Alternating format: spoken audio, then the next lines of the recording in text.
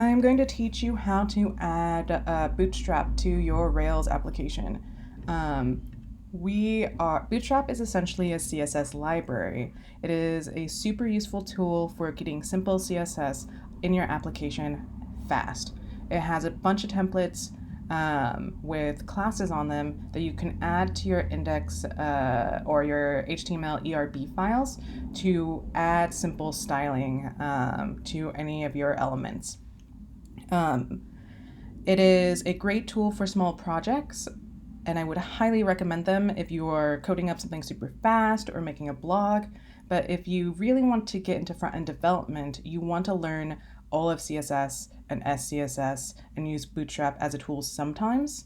But for purposes like your current project or your project maybe in Mod 3, it's a great tool. Or if you aren't very interested in front end development, you're way more interested in back end, you don't care about things looking pretty, Bootstrap is a super great, acceptable tool for making a website look pretty okay, pretty fast. So, the configurations for Bootstrap are a little complicated, so I will try to walk through it the best I can. So first, you're going to be exposed to a lot of JavaScript, and a lot of it you won't know what it is, and that's okay. But so I would just recommend pausing the video at moments and just copying what I write here into your terminal or into your screen. And I'll try to explain what these items are as we go, but honestly, again, you won't really know what a lot of these are until you reach JavaScript and you reach React. So we are going to start by adding Yarn, add Bootstrap, and jQuery and Popper.js. jQuery and Popper are JavaScript tools that Bootstrap needs to run. So we're going to go ahead and just install that. Yarn, add, blah, blah, blah. Yarn add is very similar to gem install, or where it's going to add this to a config file in which once it's ran, it will go ahead and install these items. So I'm just going to hit enter. Great. So there's some configuration that we are going to need to do inside of our environment, and you can find this in the blog I sent. You are going to have to require this configuration in for Webpack. You have const, Webpack, require Webpack, environment plugins, append, provide, new Webpack, jQuery, blah, Popper, blah. This is a lot. A lot is going on here. A lot of this has to do with Webpack and JavaScript. I would not worry about understanding what's happening here. I would just copy this, paste it in, and call it good for right now. You don't have to understand what's happening in here right now to use Bootstrap. Okay. After that, we are going to need to go to our assets file, and not our assets, our JavaScript file. And inside our JavaScript file, we are going to go to pack and go to application.js. In application.js, we have to add a couple things. Again, I'm going to say that you don't have to know what these are doing. So I'm going to import Bootstrap. This is how our JavaScript is going to know to use this Bootstrap library. And this part's going to be a little bit different. I'm going to import a file that we're going to make. This wasn't in the blog I showed you, but we're going to import style sheet application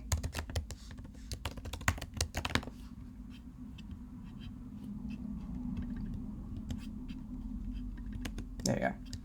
We're going to import the style sheet applications folder that we're going to make. We can go ahead and make that right now. We are going to make it inside of our JavaScript file. So we're going to make sure you're in the JavaScript directory.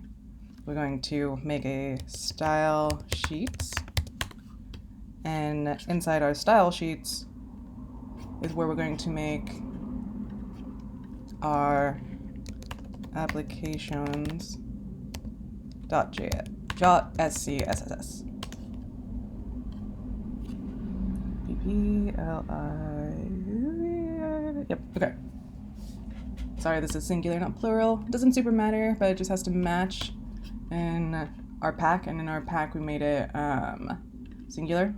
So it will now import that. So I need to do one more thing that I don't think was in that blog for the additional setup, and that is adding a function that is going to help us use our tools that we imported. Now I'm going to put this on here, but you won't need to know what this is doing. You'll learn all about document add event listener in mod 3, but for right now I would just pause the video and copy what's here. I'll give you a second if you need it.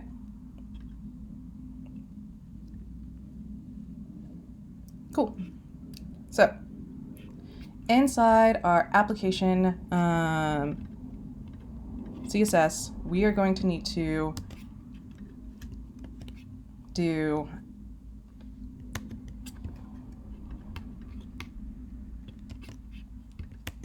there you go. @import bootstrap /css /bootstrap. Again, this is an import. This is for CSS specifically. It's slightly different than the import you saw earlier, but because it has this @ symbol. SCSS is a library on top of CSS that Rails and React both use. They make CSS easier to use, but it is built on top of Ruby, and so it tends to have some Ruby-ish classes, and that's what this is. This is from that underlying library, but other than this, you can just write CSS in here like normal. That's the only thing you have to do. It gives you a ton of great features that we can go over in other mods, but for right now, I would recommend just copying this line, putting it in here, and writing normal CSS. So, that being said, if I want to throw some CSS in here,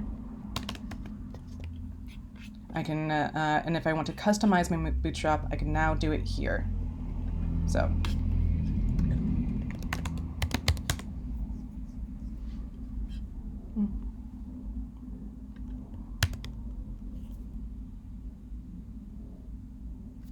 Ta-da! We now have Bootstrap up and running. So, again, that's a lot. Feel free to go through it. Feel free to pause it and do whatever you need to do. But now let's talk a little bit about how to use Bootstrap. So, let's hop into our views. I just made one simple view. So, how Bootstrap works is it works with the class attribute. Bootstrap has a bunch of class attributes and class names that are all tied to rules that Bootstrap has configured in their own files. So all you have to do is do this class, and Bootstrap will find this class and inside its files, take the CSS from that and stick it onto whatever tag or a bit of HTML might have this class. So this text center is an example of that. If I remove this, our Bootstrap moves back over here. So I can put that back, and then our Bootstrap's in the center. Now, the color that you see there is a customization from the file that we made earlier. So if we go back to JavaScript, style sheets, this color here, I can change this back to red. Bootstrap takes forever to load. You now see our customization.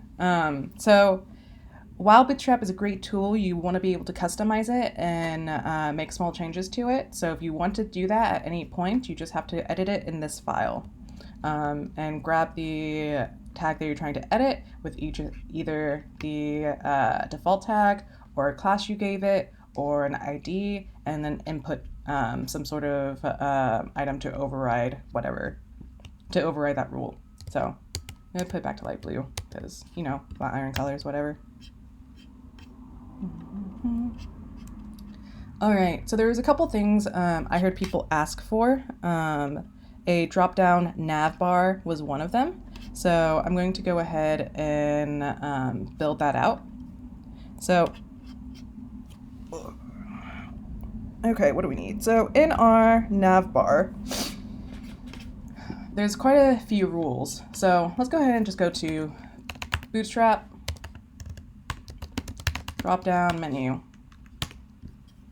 Now, when you're first learning Bootstrap, this is what I recommend you do because Bootstrap is so easy and friendly to use that you can just go to their page, look for their example, and edit it from there. So down here, we have a Bootstrap link and a Bootstrap button here. So this has the example of what you would need to make this menu. It has a drop down, it has show, it has button secondary, toggle drop down. All these may seem really weird to you or not familiar, but all of these are rules that you can find in Bootstrap's like components or layouts or any of the rest of their documentation. You can break that down step by step and figure out what each one is doing. This button is going to be adding different styling. This drop down toggle will add the toggling ability. The data type toggle drop down will also will be connected to this. There's a ton of things going on here, and I would invite you to learn and test out what each bit is doing.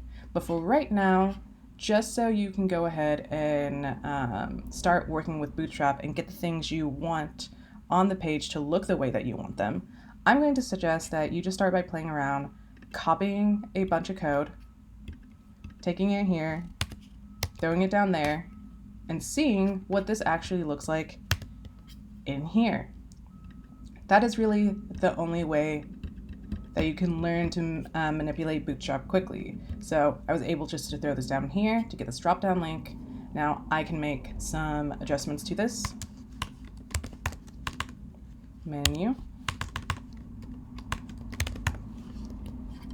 And you could ideally replace these with link tos or button tos instead of these links.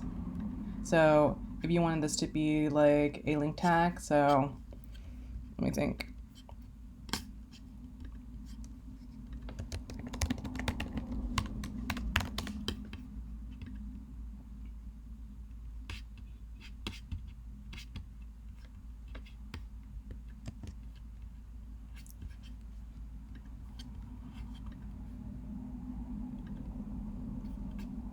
So let's say we wanted this to be a link to, we could just add our link _2, and then we could put our name. So let's say this was a home button, and then we would pass it whatever our home route was. Now, I don't have any routes really set up here, but I'll go ahead and just set these links to up so you can see what they look like.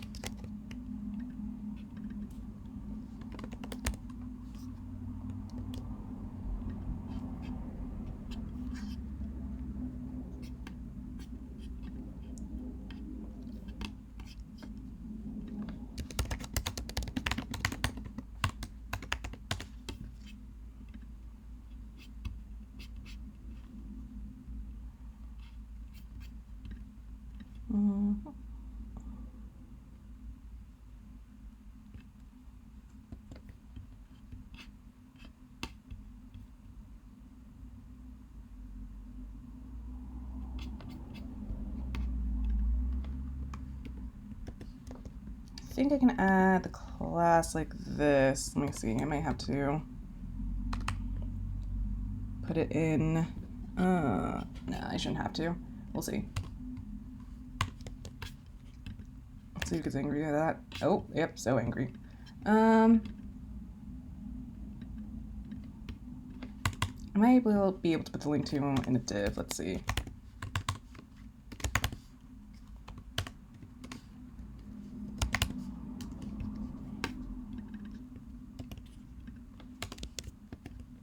Give that a class of drop-down item.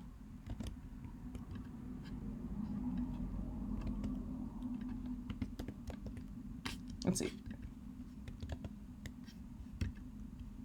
That works. Cool. Okay, we can get rid of this one now.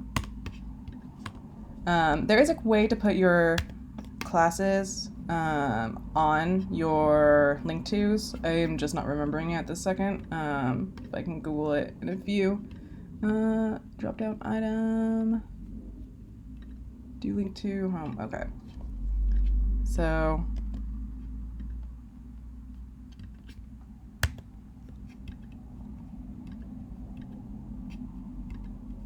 I want it to not appear twice though. That would be great.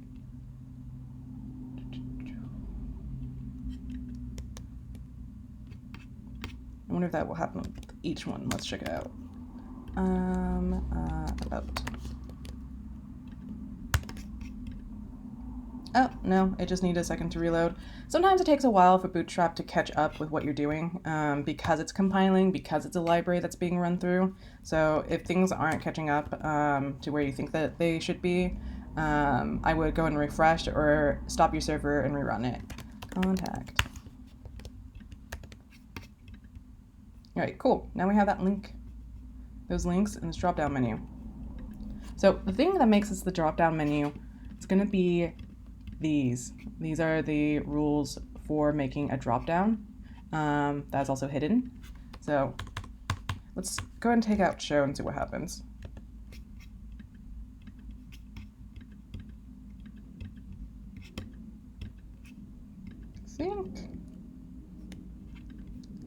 Let's add show back and see if anything happens with it.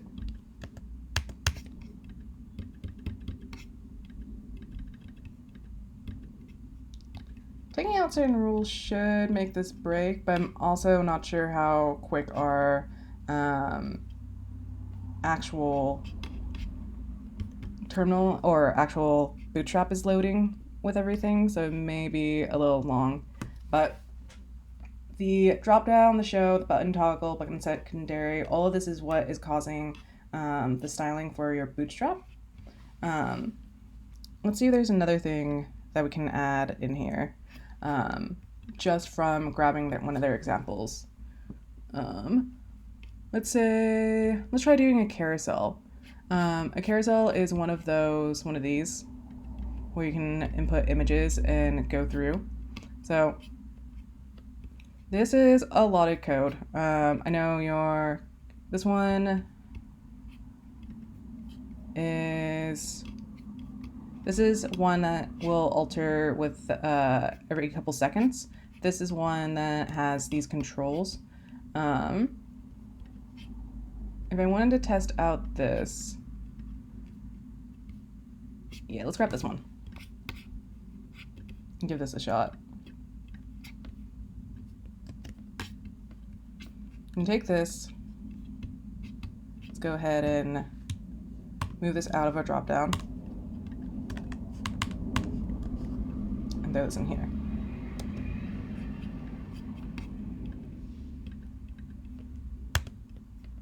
Cool. Now, we don't have any images going on here. Your image would go in this SRC because we don't really have any images in our files. But I have gone and imported some image assets in our image folders, a bunch of cat pictures that we can use for this actual thing. So what I'm going to do is I'm going to make a div real fast, and I'm going to go ahead and throw this class styling onto this div. So our image will have that. I'm also going to put this alt first slide there.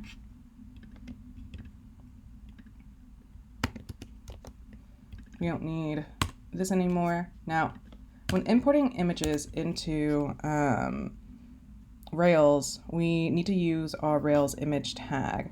So what we can do is type in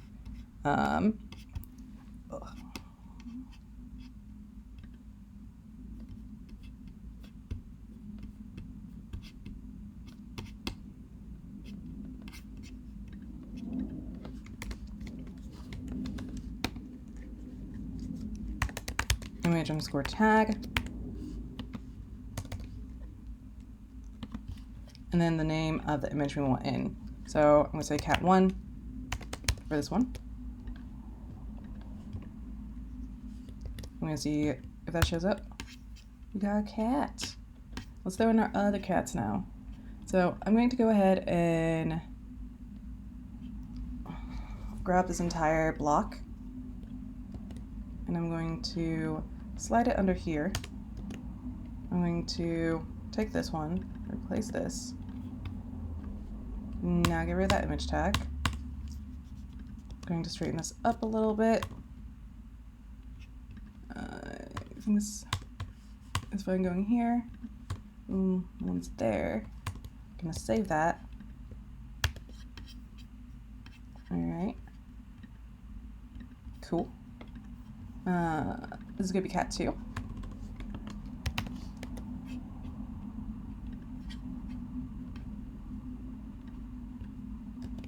I'm gonna do the same thing here for cat 3. Gonna go put this in here a little bit, put that there. I'm gonna throw this down here. And then let's refresh. Now, I can see that, hey, it's my cats. I have this one bumper here, but as I'm moving this, I can see that my other bumper's there. So I know my image isn't taking up the full width of my screen. So I'm going to make a edit to that. I'm going to go ahead and take off this class.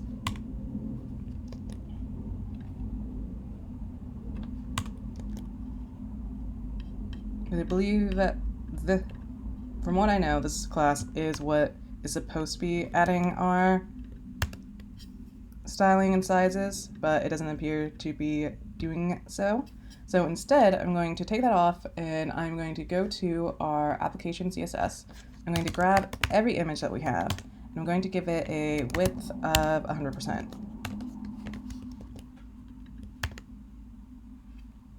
Reload that, and now I can see my images taking up the full width of the screen with these lovely cats on this carousel. So now I can go through basic bootstrap and what everything means and what every class means, and to build it from scratch. That is something very good and important to learn.